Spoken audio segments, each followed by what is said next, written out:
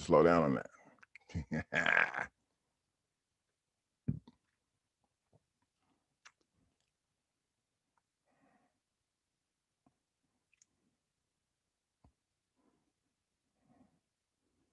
Hey guys, we're live tonight, and I'm sipping, maybe.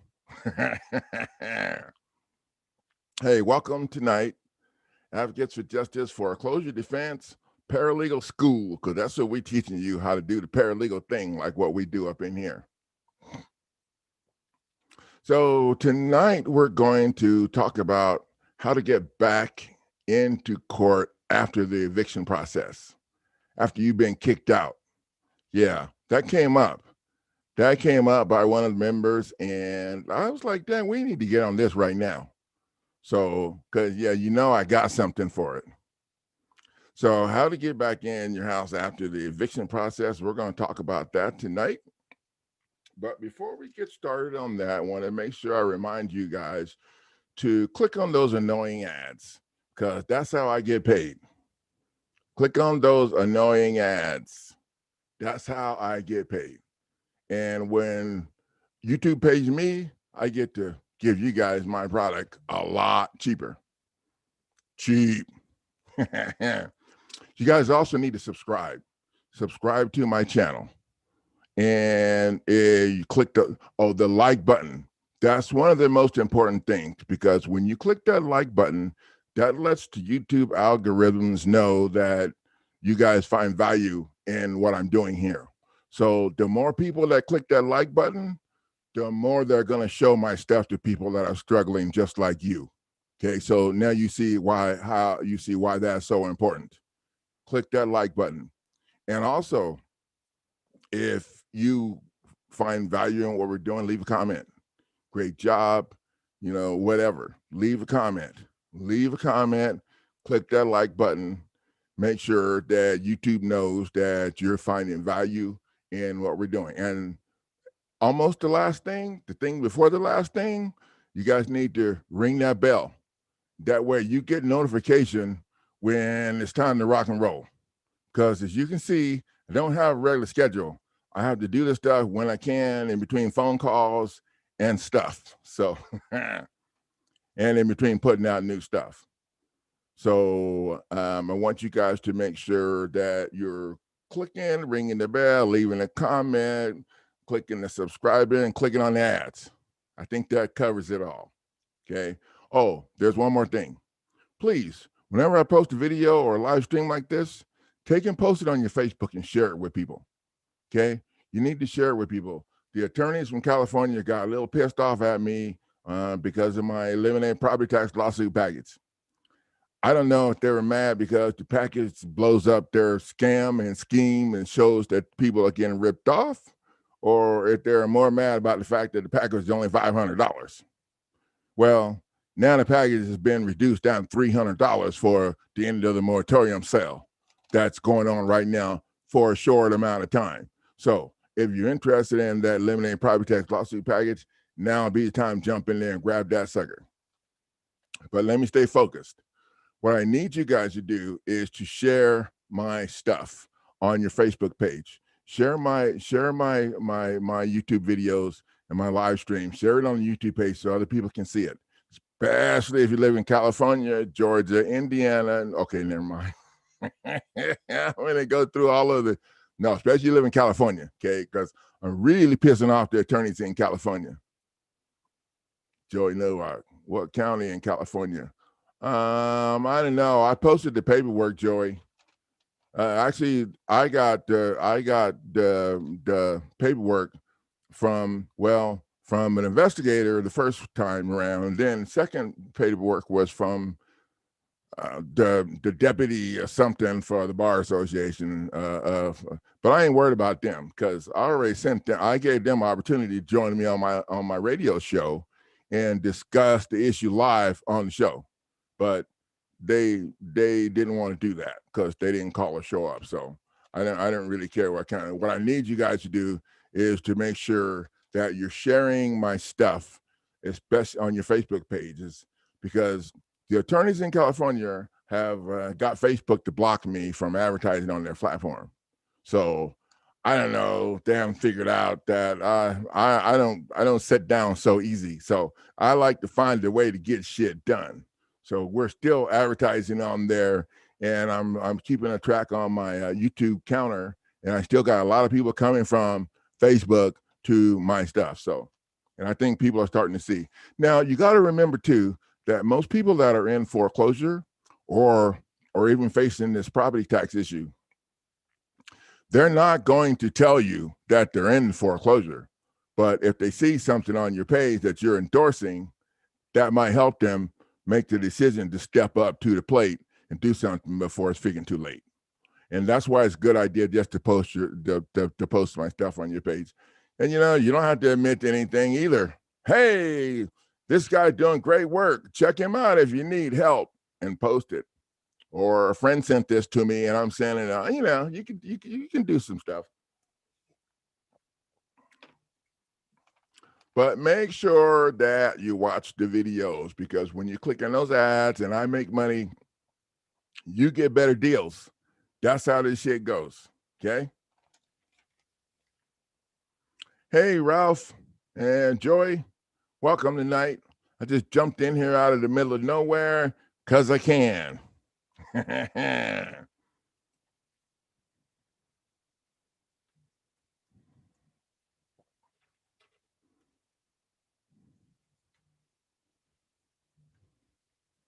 say howdy to everybody.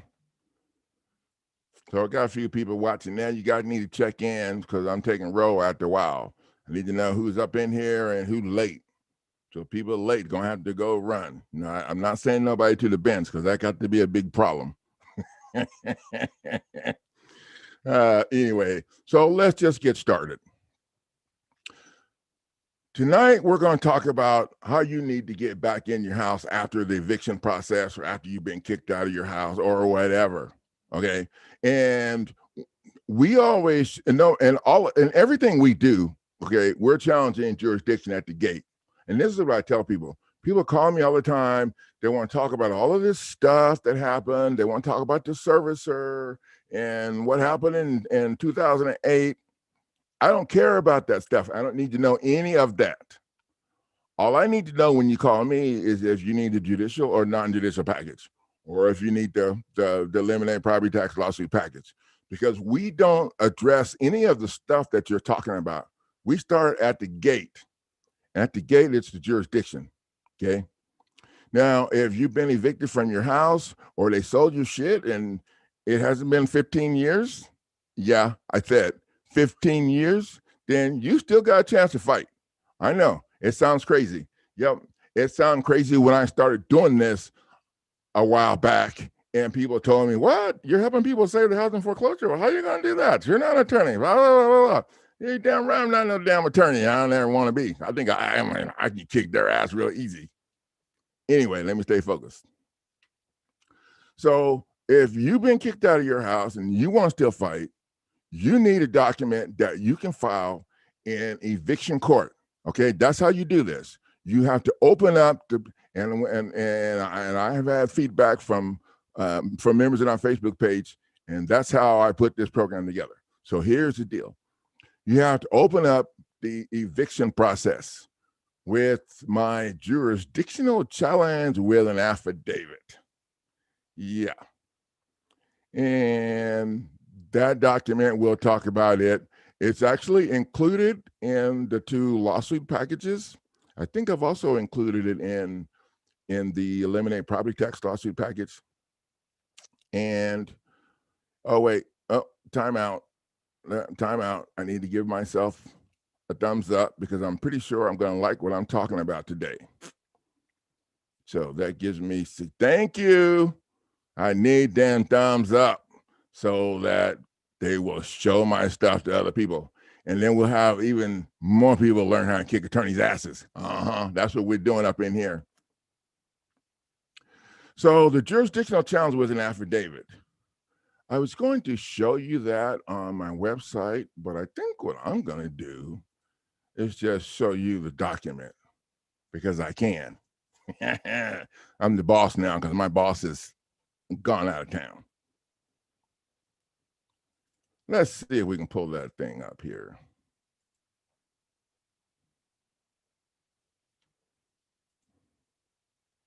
Now, I'm going to tell you right now, if you understand this jurisdictional challenge with an affidavit, I mean, if you understand it, you will be driver of the bus. And this is the stuff in that jurisdictional challenge with the affidavit is the only thing I don't want to talk about with them fools. That's it. I would not want to talk about the service or the lender, if I made payments. I wouldn't want to talk about any of that shit. I would only want to talk about what's in this jurisdictional challenge with an affidavit. Now, here we are.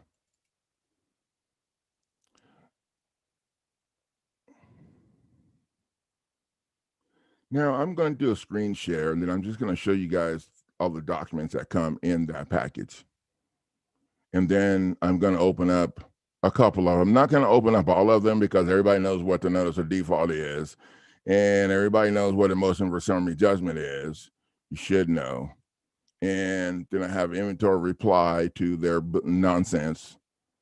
But we're going to take a look at the actual document and the motion to moot. Okay, so let's just do a screen share here. Hey, Ralph, thanks for hanging with us tonight, buddy. And enjoy. I got some other people up in there too that haven't checked in yet. We'll give them a little time to figure out how to check in. Just type your name in there and give me a thumbs up. And that thumbs up will come in right after you click the button here to give me a like. I don't know. I noticed I haven't got any thumbs down in any of my videos. So the attorneys are staying the hell out of my face and out of our way. So that's good, because when they get up in our face or in our way, they end up with the footprint on their back, okay, because we step on their ass. Okay, let's go ahead and do this screen share thing. Get this puppy rolling.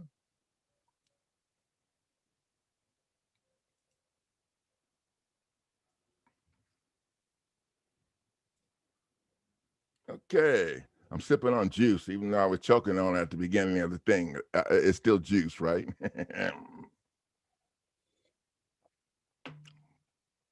Okay, so this is the jurisdictional challenge with an affidavit package.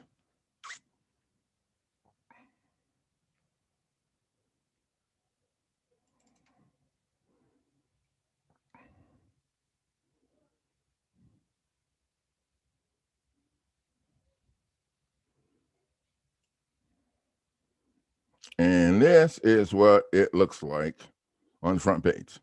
Now, I get a lot of people that have a problem with the way this is set up because it's not the normal conventional way that you do stuff, okay? But just work with me here, okay? Because if you want to do things the conventional way, you should hire an attorney and then go pack your shit, okay? Just saying. So a lot of people have a problem with the attorney general, his name here. And one of the reasons why I like to see that there is because this jurisdictional challenge with an affidavit, the attorneys can't respond to. They can't respond by counter affidavit, right? Because they're lying. So hell no, they can't respond by counter affidavit. So it's a non-response and they're screwed. So if you use this, you might as well go ahead and get the rest of your stuff ready to stick in their face, because they're not going to be able to challenge by counter affidavit, and the judge is going to have to help them. And then that's when you jump on the judge's ass and go up to the judge for helping them get by with this and turn the whole thing into your lawsuit in federal court against the judge or help them get by with, okay, you see, yeah, all right. So let me stay focused here. Jurisdictional challenge was an affidavit. So the main part about the, so we don't talk about this. People have trouble with the file number, okay? The file number is the number that they use in administrative court to do the foreclosure with. Now, what do I mean by that? Let me explain. In a non-judicial foreclosure, they don't have any court process for the foreclosure part of the fraud until you get into the eviction part of the fraud. And when you get to the eviction part of, well, the whole foreclosure starts with them sending you a notice of default letter saying if you don't pay this amount plus this extra money plus all this extra money for the attorney and then the steal your hope money to add on top of that, if you don't pay all that money, then they're going to sell your house in 30 days, right? Okay. So they say you can't, it's non-judicial, so they're using the power of sale clause in a deed of trust to screw you over.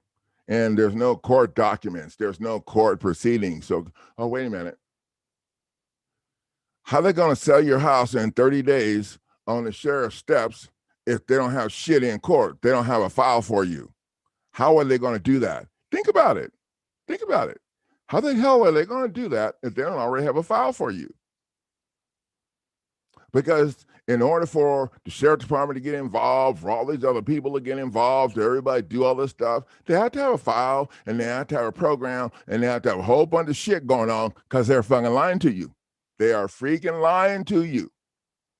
So this file number is the number that's usually on the bottom of the foreclosure paperwork somewhere. Usually it's stamped on the bottom of the foreclosure paperwork. It says file number or whatever, and there's a number on there. In my opinion, that is the number referencing the file in the administrative court where they have your stuff. Oh, wait. The whole process is done in administrative court. And that's how they can screw you over without having an injured party. Think about it. You're a state citizen. The statutory jurisdiction doesn't apply to a state citizen without an injured party. So they don't have no injured party. So that's why they don't give you any constitutional rights. They don't listen to the shit you say. They don't care about a word you say because you're in an administrative court and they don't have to give you shit. Now, you guys have been through this. You give me a thumbs up in the window if you think I'm off base.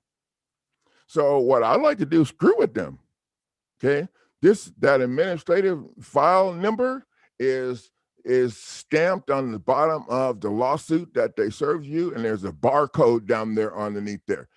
I put that number there, and what I do is I cut that barcode out. I copy an extra page, cut that barcode out, put it on my front page of the lawsuit, then kind of tape it on there or whatever from the back. So, and then put it on there and recopy it. So the barcode is in there too, to stick in their face. Because you want to make sure that they connect this shit to the administrative file, which is where the real shit is that's going down. That's my opinion. Okay. That's based off of the real-time feedback from the 602 members that are in the group. So that's why that's there. The reason why we sent it to the Attorney General is because the Attorney General is the person that you need to file your lawsuit on against the judge. And Shamel, she's in the group. She's trying to file her lawsuit against the judge. She had him served. The judge sent it back, said it wasn't file stamped. Well, they didn't file stamp it because they're screwing her. Well, we got a plan for that. Okay. And what you need to do if they're giving you a hard time is send it to the Attorney General. Serve it on the Attorney General. And the reason why we add the Attorney General's office to this is because when you get ready to sue them for this, the Attorney General is the one that's running the show on all of that and has got to respond on their behalf and all of that. So we like to just get them involved at the gate with your challenge and have them on the phone calling them fools over there trying to find out what the hell's going on before they get the lawsuit stuck up in their face. Yeah, so that's why we have two sets of numbers here. And that's why we have the Texas Attorney General. People are scared that, oh, they're going to come after me. I was like, dude, you haven't done your homework, okay? In a non-conventional program, you're suing their asses for screwing you over. And when you sue state offenders, you have to provide the attorney. Now, you don't have to, okay? I like to just serve them and be done with it and let them provide it to the Attorney General or whatever. But if they're screwing you over and they're trying to get out of the judge being held accountable and being sued by your ass, then just send the Attorney General the package. Of course, you want to serve it on judge too. But when the attorney general gets it, it's above the judge's head. Okay, now they can't screw with it and act stupid because somebody else is running the show. Okay. Now, I'm not going to go through everything on here. I did outline this here about challenging the jurisdiction.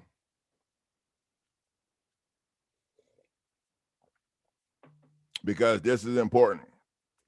Everybody can see that you have 15 years at least where you can challenge their ass to get your shit back. I bet your attorney didn't tell you that. Now, I got a bunch of case law and stuff in here, but I want to get right to the point, okay? Because that's what this YouTube channel is about. We get to the point and show you how to cut to the chase and save money. We're going to have you cut to the chase cheap.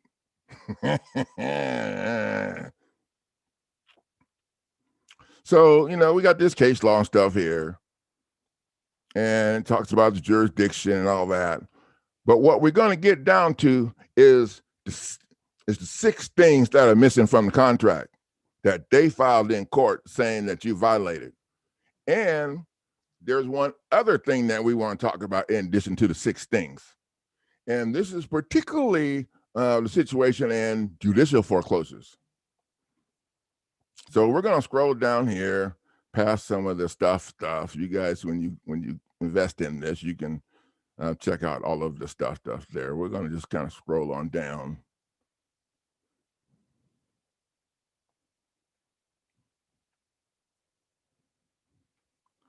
So this is the part that you're jamming their asses up with here.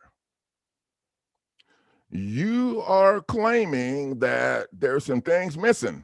You are claiming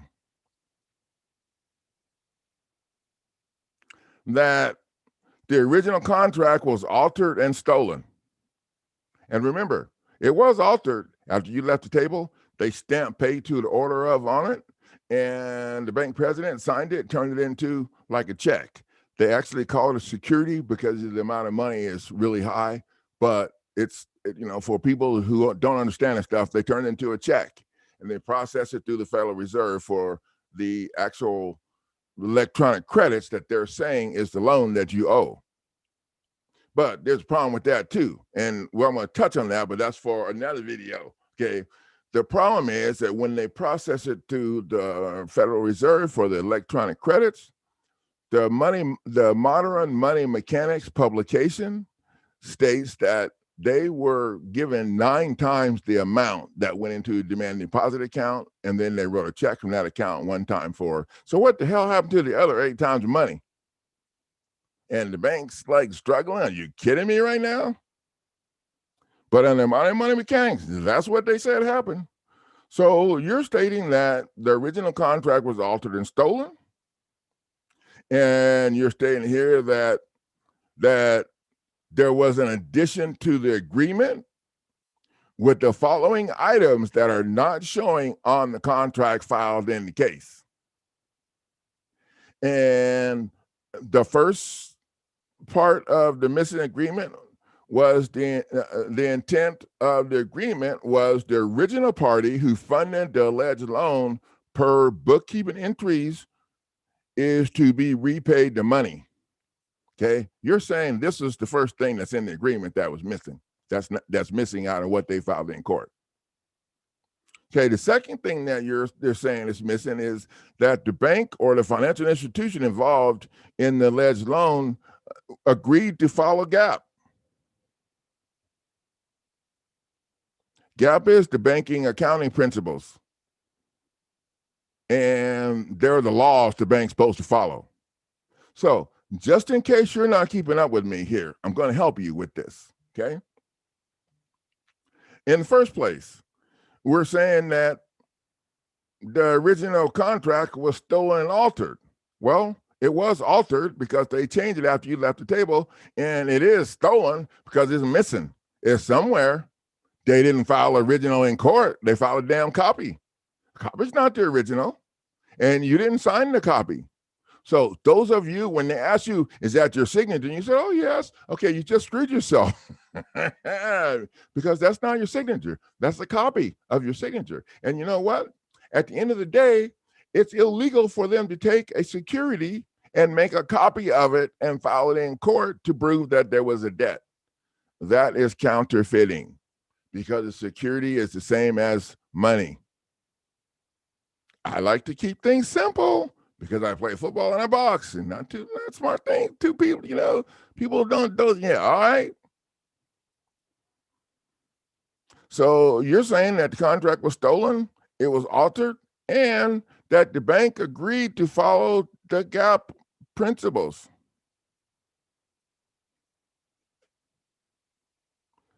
The bank is screwed.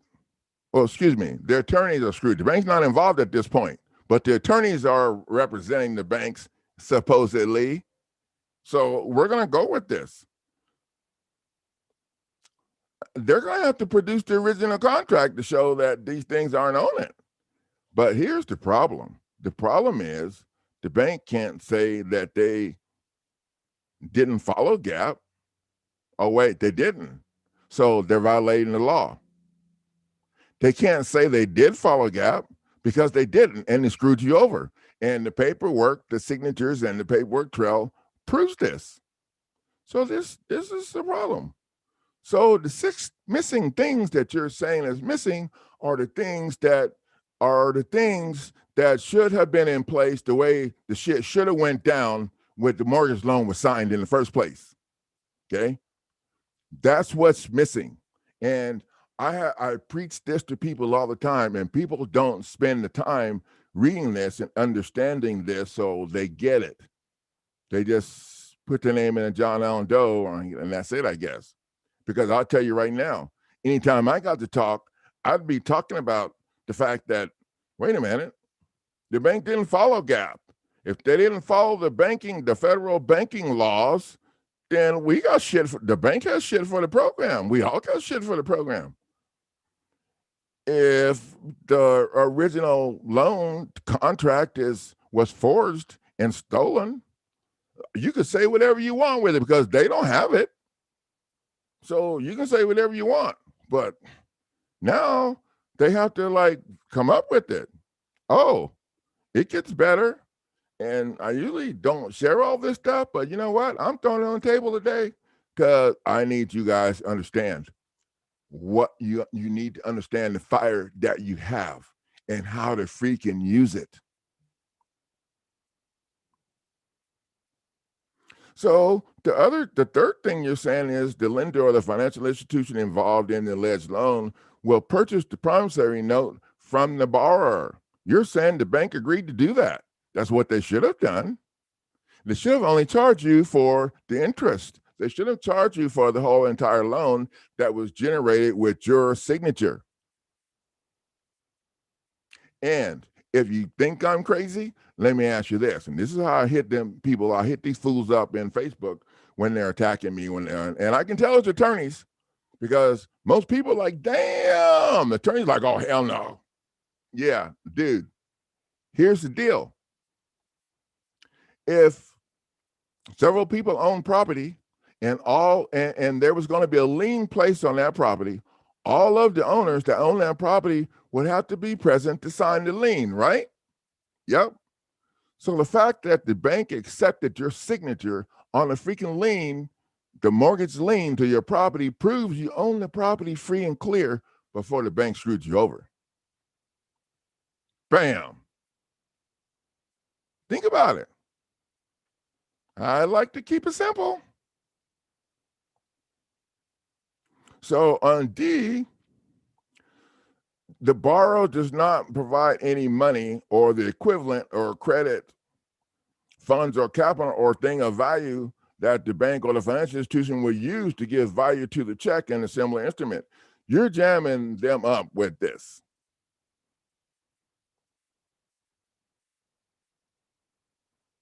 And E, the borrower is to repay the loan in the same species of money or credit that the bank or the financial institution use to fund the loan per GAAP. Now, if you don't understand what's going on here, you have no idea what I just read to you. What you're saying here is that they agreed to repay the loan in the same species of money, repay you the loan because your signature created it in the same species of money, electronic credits. So you should be able to make a promissory note and pay their asses back. That's what you're saying. And here it is right here. You're declaring that the original contract will show that the bank agreed that you could repay the loan using another IOU, promissory note, in the same species of money equivalent or the credit or funds or capital as the bank or the financial institution used as per GAAP to fund the loan. So basically, you're backing their ass in the corner and you're letting them know that the original contract said that you could pay them back in the same with the same shit they used to give you the alleged loan.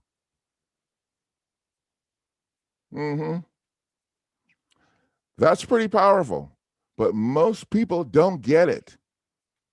Now, let's close this up so we can move on because we're not gonna go through the whole thing. It's pretty much a lot. The rest of it is just blah blah blah stuff.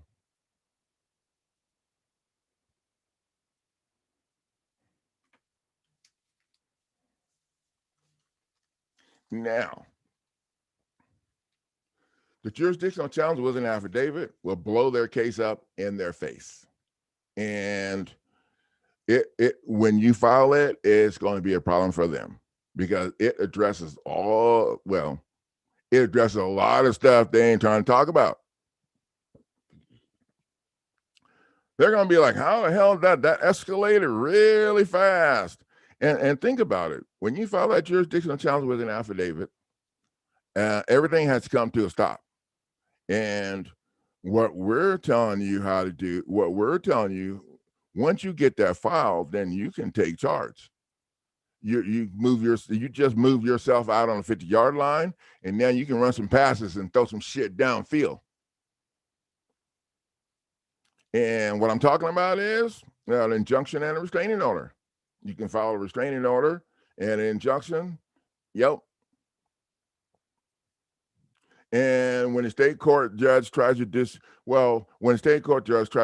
your jurisdictional challenge with an affidavit, then you can object, file your notice of recusal, and you can add a file stamp copy of all your stuff, the restraining order and everything, to your federal court lawsuit. Because what you need to do here is you file the jurisdictional challenge with an affidavit.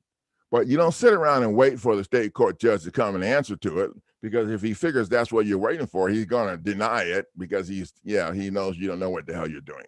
Okay.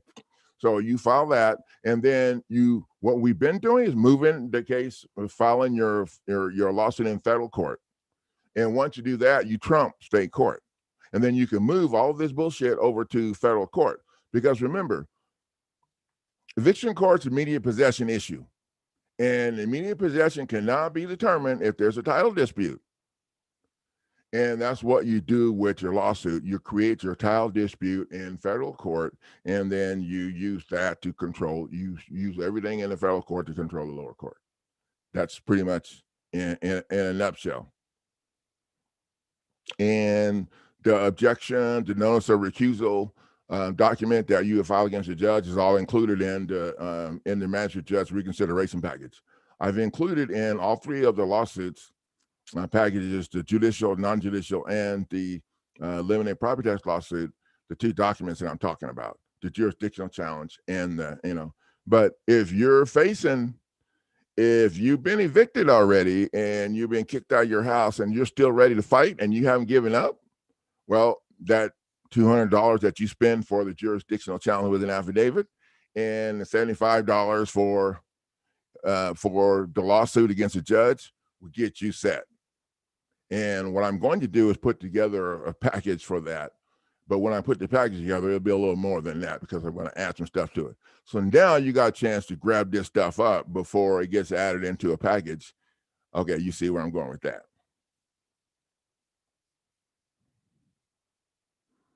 And once you get this stuff filed in state court, you can add file stamp copies of it to the notice of removal and remove it out of state court right over the federal court. And there ain't shit they can do about it.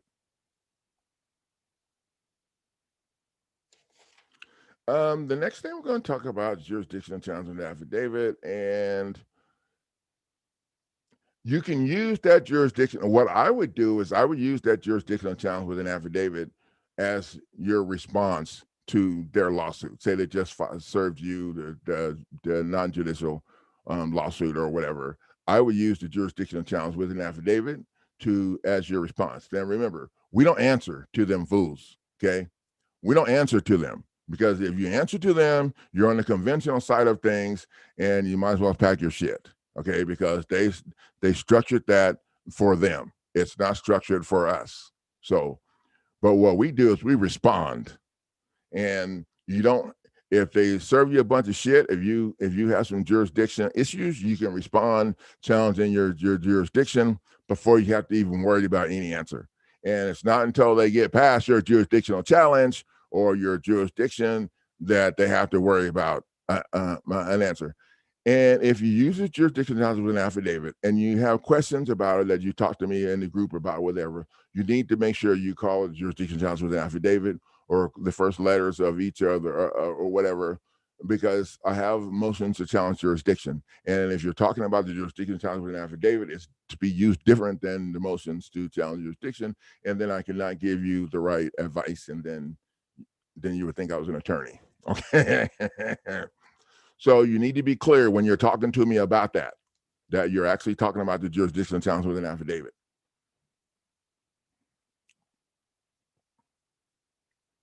Now we're figuring out how to cut to the chase, and we're figuring out how to challenge the court even up to 15 years down the road. So that's what we're figuring out.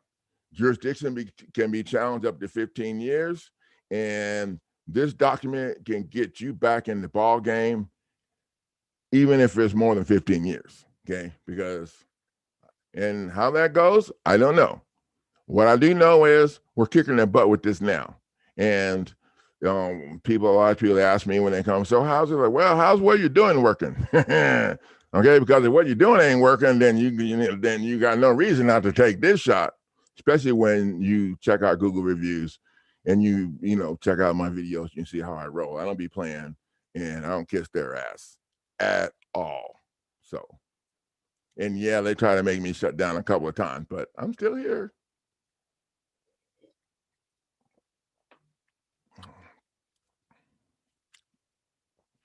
So if this is you, these are going to be some of the tips that I have for you, okay? If you file your lawsuit, make sure that you have the process server serve the judge at their house, if you can, if they can pull that off. Especially attorneys.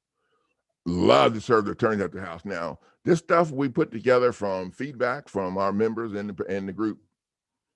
Yeah, we had my sister served all of the attorneys at their houses, and they were pissed. Apparently, they think people don't know where they live. I don't know. But the good part about that is we served their ass at their house, and right on the lawsuit, it says we're suing them for their house too. Yeah, we're suing them for their house and their wife's car. Yeah. And we're suing the attorney for his bar card or her bar card. So now, can you imagine the look on the wife's face when they get this shit served to them? Oh, wait, they're suing you for $5.5 million? They're suing me too? They're suing our property? They want to take our house and my car? What? Mm-hmm. Oh, wait, they're suing you for your bar card for $5.5 million? Can they do that? Yes, we can. And we are. So you see what kind of problem that creates. Yeah. So now they got to take your shit home. Yeah. I don't know if you guys figured it out or not, but I love my job.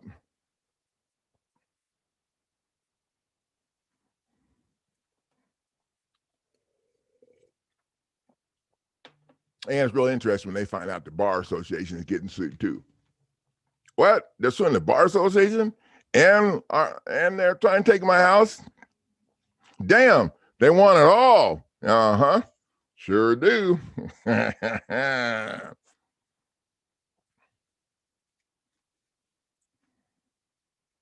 Oh, I had a lady that messaged me and she said the judge was and the attorneys were blocking her from filing some of her stuff. So she was going to file all of her stuff at the same time or something.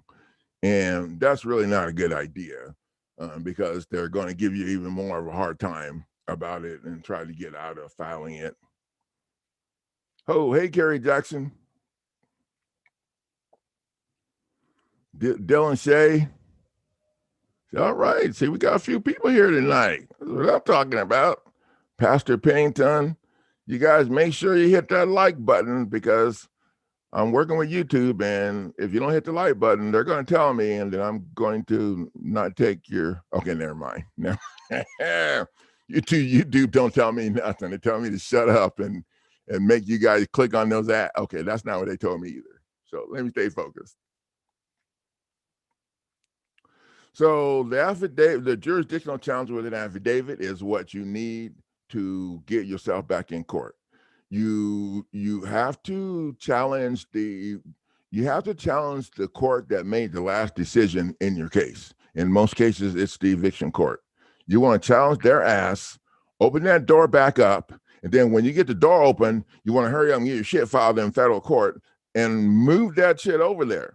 Okay, you're trumping their ass because the state court is not supposed to be doing shit if you got the shit filed in federal court. And you got it filed with the attorney that's then one defendant, and the law firm as second defendant.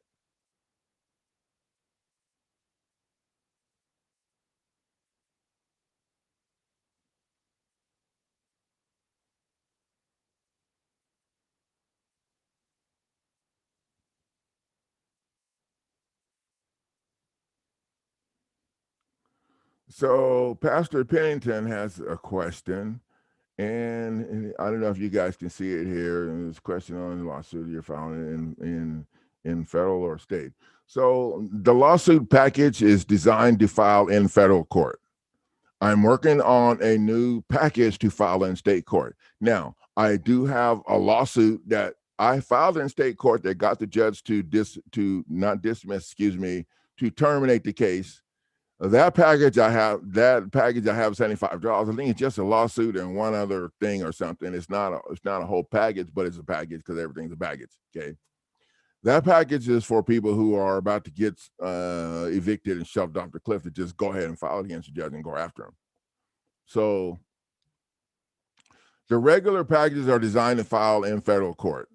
And doing that allows you to take control, move everything over to federal court, use federal court to restrain the lower court. Now, that's in the perfect world where you have time to do all of this stuff.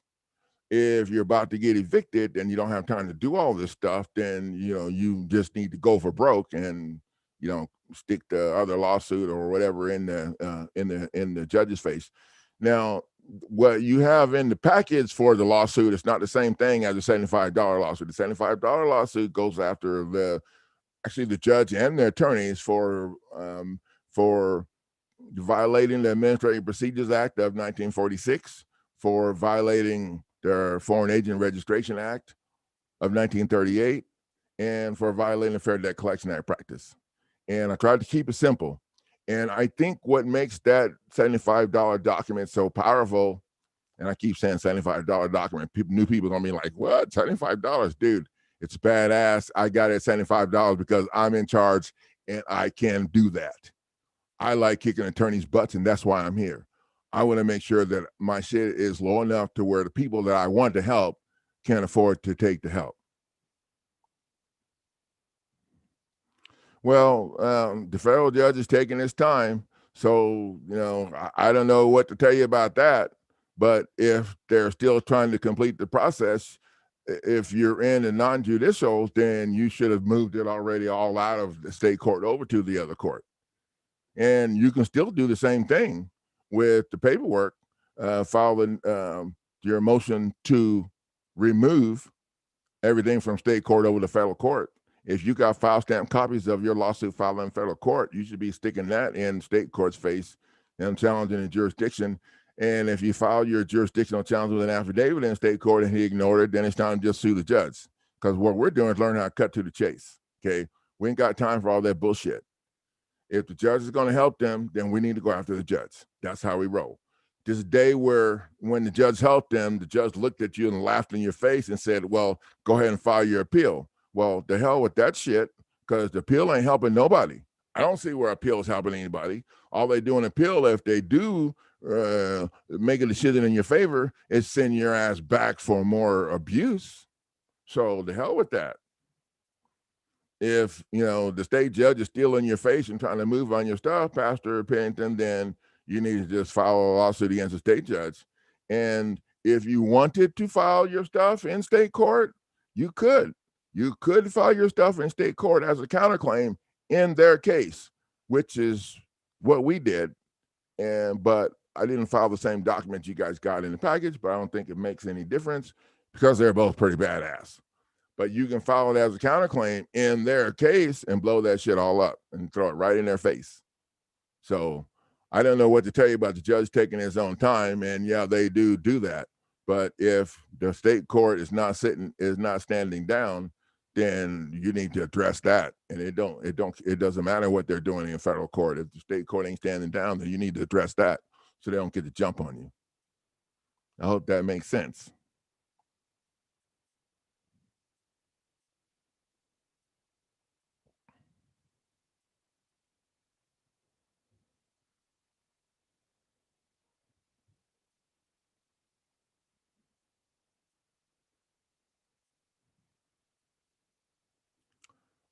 So Pastor Pennington, so I may have to come in as a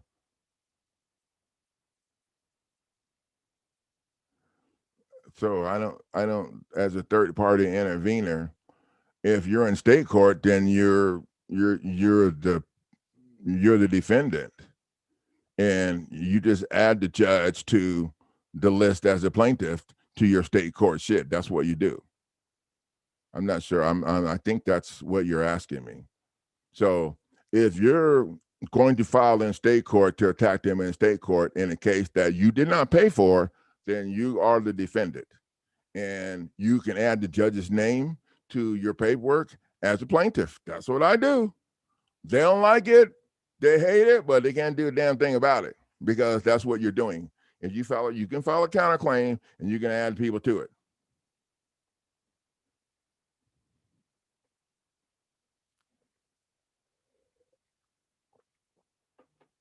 So I think I need to add these documents to a new package, and it's going to be a little more than what you were paying if you buy the two documents separate because I'm going to add some more stuff to it.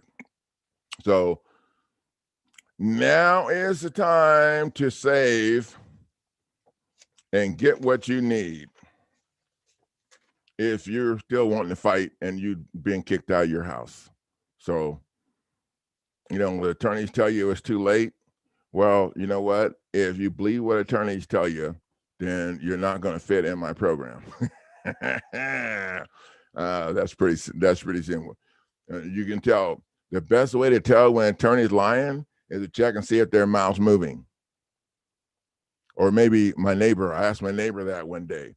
I said, how do you tell when an attorney's lying? And she said, you check and see if he's breathing. I said, holy crap. Let me leave you alone. Yeah, that was a good answer.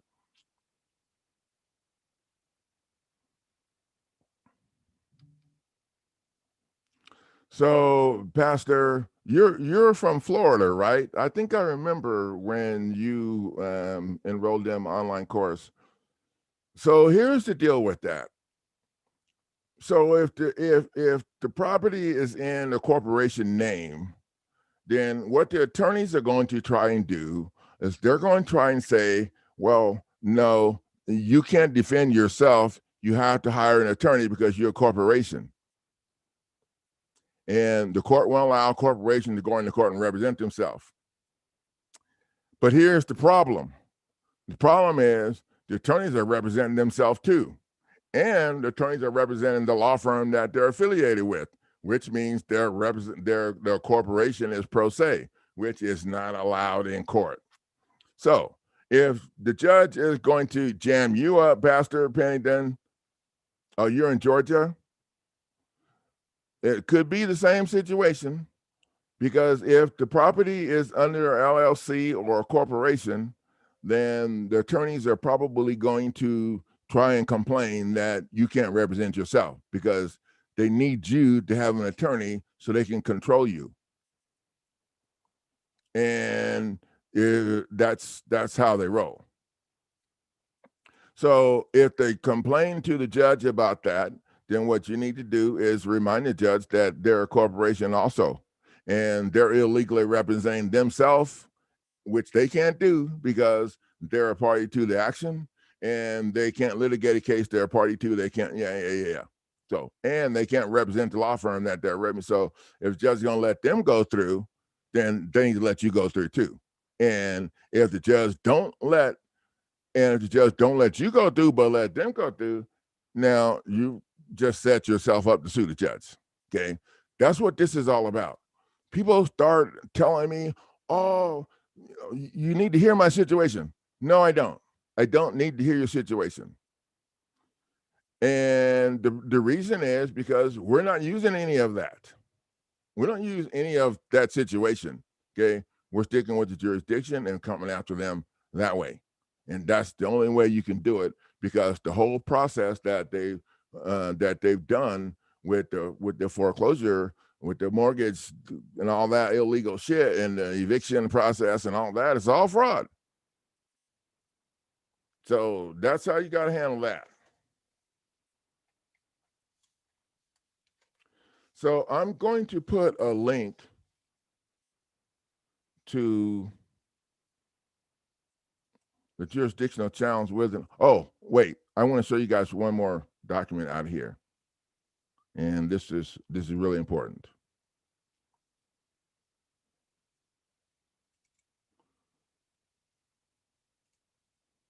Okay, so this is a document that we use with the jurisdictional challenge with an affidavit. And it's a motion to moot all of the pleadings filed by the attorneys until the attorneys prove subject matter jurisdiction on the record. We just leave it jurisdiction, but then they started whining about, oh, well, the court has personal jurisdiction because the property's in the county. Well, we just told bullshit. We're not talking about subject matter jurisdiction. Oh, wait, there's several types of jurisdiction, but two main types of court must have subject matter and personal jurisdiction, and they can't have one without the other. That's not the way it works, at least not in my world.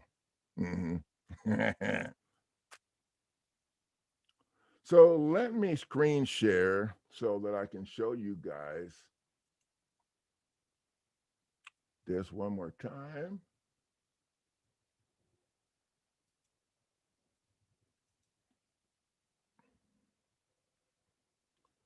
And this is it is your motion to moot all the pleadings filed by the attorneys until the attorneys prove subject matter jurisdiction on the record.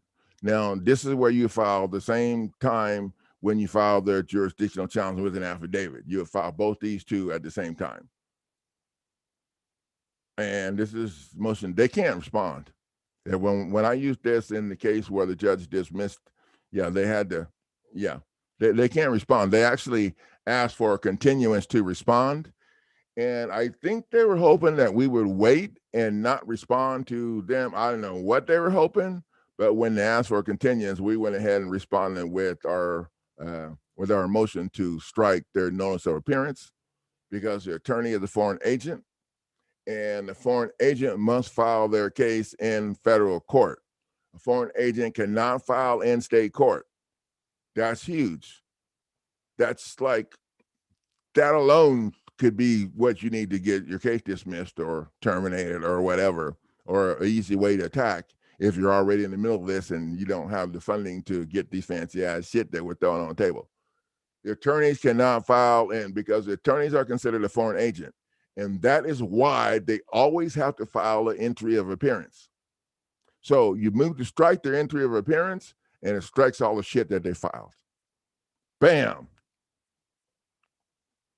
And so this you want to use to follow up with the jurisdictional challenge with an affidavit to moot all of their shit.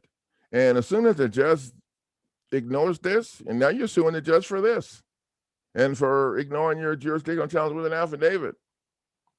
And that's a whole lot less of a hill to climb than dealing with the freaking banking crap and the foreclosure lies and all of that twisted web of bullshit that they have on that other side of the fence over there. Now you're on this side of the fence of your fence, and now they got to answer to your ass. That's how we roll with that. Now you see here, we went through the same thing here that we talked about in the other document. We talked about the 6 missing things.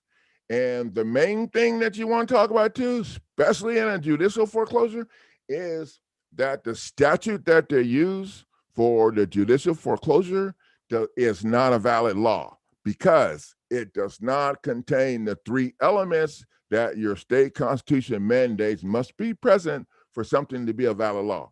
Your state constitution, except for Georgia and one other state, and those 2 states that are that don't have it in their federal constitution. But the state constitution mandates that there must be an enacting clause for something to be considered a valid law and give the court jurisdiction. Okay, it has to be an enacting clause. The enacting clause tells everybody from what authority the law came from and who's subject to following it. And the enacting clause for the Constitution is we the people. Okay, so there has to be a title and it has to be a body. Without all 3 of those things, it's not a valid law. Statutes and codes do not contain the elements to be considered a valid law. They do not contain the elements to be considered a valid law. Okay, so that alone is grounds to have your shit terminated. But people read this stuff that I put out, and then when they get that call on the phone and talking to the judge in the Zoom call or whatever the hell it is, they start talking about the damn servicer and all of that emotional shit that gets in the way. And that's what they want to talk about because now the door is open to argue. Dude, their system is simple. Once the arguing ends, the judge gets to help them. Their buddy gets to help them. So we don't like to go to the table with shit they want to argue about. Okay? That's how we roll around here. And if you understand this stuff here, you will be a badass and they will not want to have your ass in court. And that's what you want. The original contract will show the bank agreed that you could repay the loan using an IOU promissory note payable in the same species of money equivalent to or credit or funds the same that, yep, this is saying, yeah, we read this. Your signature cannot testify that the bank lent you money. The bank purchased your promissory note and then they didn't pay you. The bank failed to provide the court adequate assurance of due performance. The bank did not give you a deposit slip in violation of 12 USCA section 1813. And the bank does not have on record what the bookkeeping entries are. Without the bookkeeping entries, the bank cannot prove any performance under any agreement was funded by a loan to you. So this is pretty powerful. And I think a lot of people don't realize the fire that they have in this document.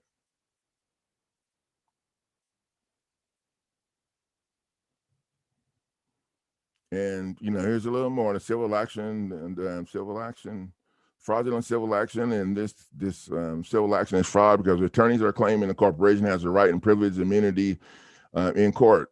Common knowledge dictates corporations is an artificial person without natural rights. For any attorney to file a civil action with a corporation as it plans is clear fraud on the court.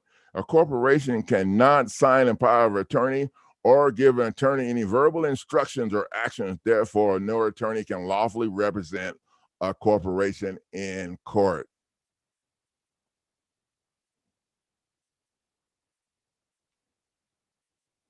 And this is interesting. Illegal assignable contracts. Courts have decided that as a general rule, all contracts are assignable. An exception to this rule is that a contract that relies on personal trust, confidence, skill, character, or credit of the parties may not be assigned without consent from all parties. That's huge.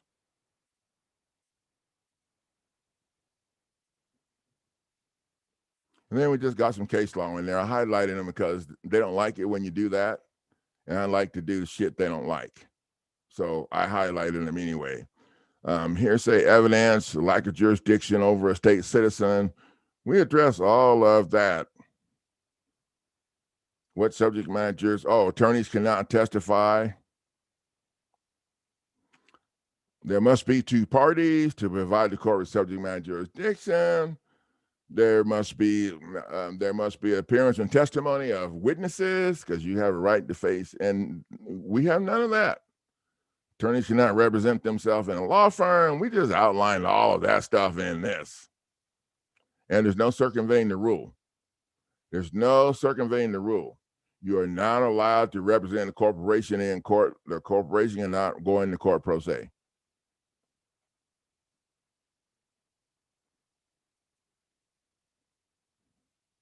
And this is pretty good. The principles of law. I'm just going to leave it there and let you guys read it for a second.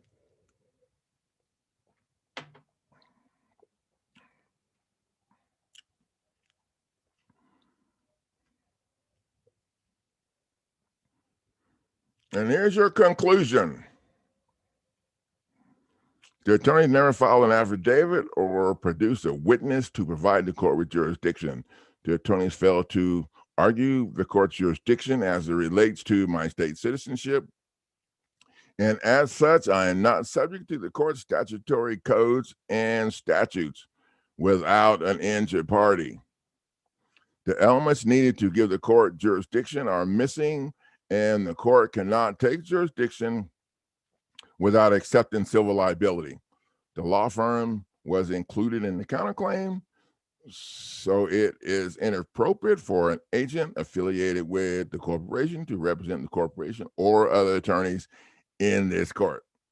The court lacks jurisdiction in this case, and the pleadings must be moot until the attorneys provide jurisdiction on the record. So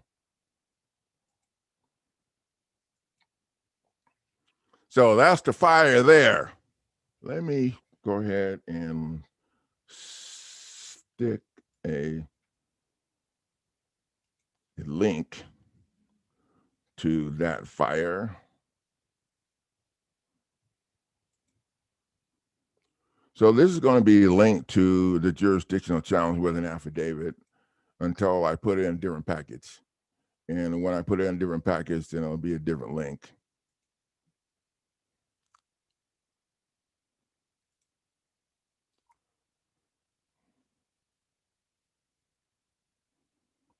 Not a valid law does apply in Georgia.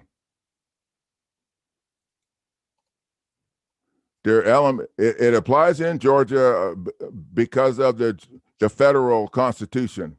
Check the federal constitution. Federal trumps state anyway.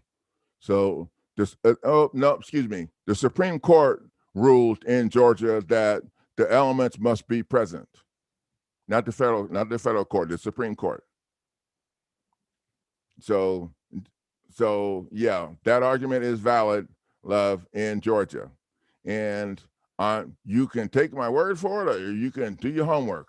I've done mine, and that's how I know. There are only 2 states that this does not apply, and in both of those states, the Supreme, well, in Georgia, the Supreme Court, and the other state, the federal court ruled in the federal constitution. And I don't remember off the top of my head the other state, but I do remember Georgia because I have like a whole bunch of people in Georgia right now that are, and Shamel's in Georgia, and she is suing Judge Strickland. Yeah. Well, no, she's not in Georgia. She's in South Carolina. Excuse me. Hey, Mary Colbert.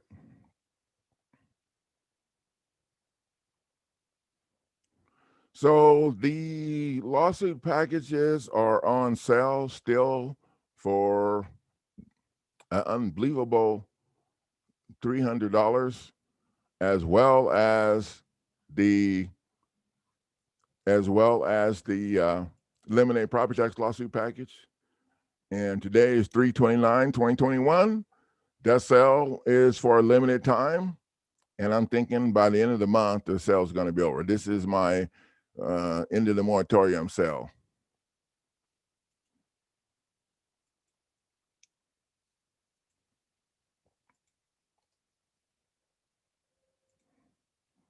And there is a link to one of the lawsuit packages. And then I'm going to leave you guys another link. That's for the non-judicial package.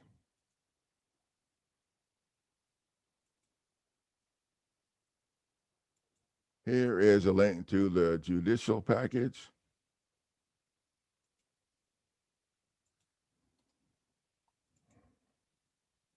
Now, these packages, when I first put them on 2 years ago, I had them for $1,700.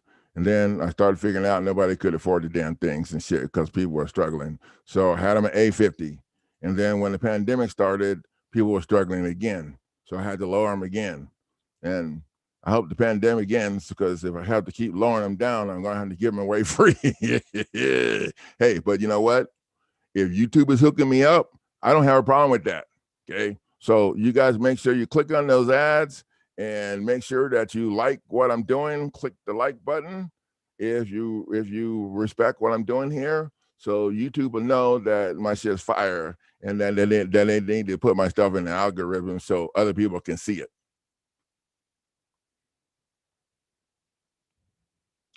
Now, I also put together a online course for property owners who have tenants that maybe lost their job during the pandemic or whatever, and now you got your property facing foreclosure. You can't really jam your tenants up if they don't even have a job, but you still need to protect your property. So I put this online course together, and this online course will teach you how to do what you need to do, even if you have several properties that are at different stages of the foreclosure process. And right now I think I have 49 people enrolled in the online course. It's at teachable.com. So it's pretty professional looking, and I don't hear much out of those people. So that's a good sign. Okay. That means that it's working. The online course is at half price right now at $1,200.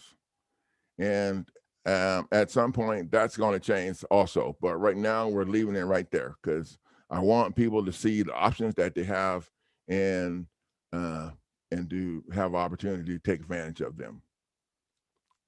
And I'm also going to leave a link to what the attorneys in California hate me for.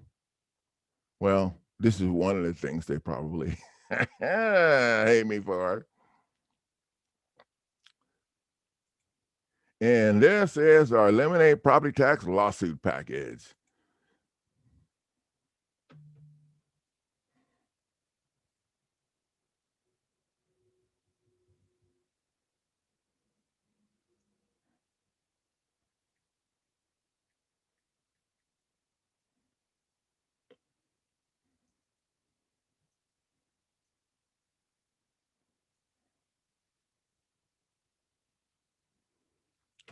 Okay, somebody text me. I'll have to wait till I'm done.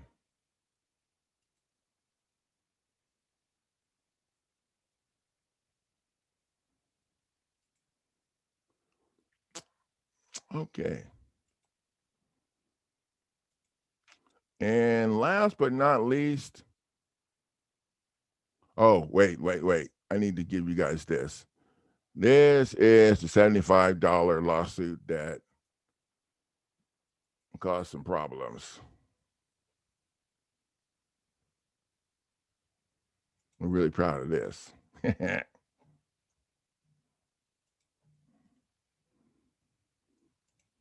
That's eliminating property tax.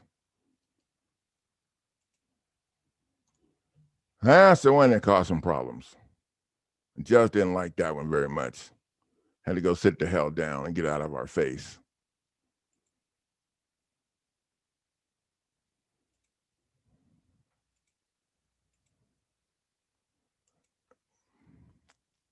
Now, I know some of you guys use your credit cards during the pandemic, and you're probably wondering how the hell you're going to stop them from garnishing your wages or attacking your IRS check, your income tax check when it comes in. And I have the answer for that too, right here. And this package is undefeated. There you go. So I hope I brought a little value to the program for you guys tonight. If you are out of your house and want to get yourself back in the game, then you need to jump on that jurisdictional challenge with an affidavit package, get your foot back in the door, and then maybe get your $75 lawsuit against the judge and file that in federal court and get this thing rolling. So I'm going to post these in the comment section. I'm also going to post them in the description of this video, this live stream when it's all done.